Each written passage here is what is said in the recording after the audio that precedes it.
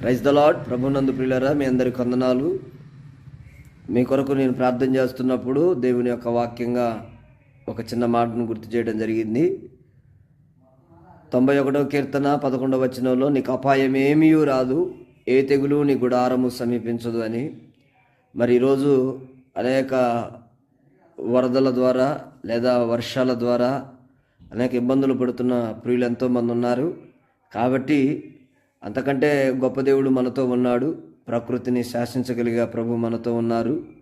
వరదలు వస్తూనే ఉంటాయి, వర్షాలు వస్తూనే ఉంటాయి, ఆటంకాలు వస్తూనే ఉంటాయి, ఆటుపోట్లు వస్తూనే ఉంటాయి. కానీ మన వ్యక్తిగత జీవితంలో అపాయం రాకుండా కాపాడడానికి అనుక్షణము ఇశ్రాయేలులను కాపాడువాడు కునకుడు నిద్రపోడు అన్నట్లుగా మనల్ని కాపాడే దేవుడు మన పక్షంగా ఉన్నాడు, మనతోనే ఉన్నాడు, మీతోనే ఉన్నాడు. గనుక అధైర్యపడొద్దు, చింతపడొద్దు. కోల్పోయిన వాటికి రుణంతలుగా ఇస్తాడు. మీకే అపాయం రాకుండా ప్రభు మిమ్మల్ని కాపాడు.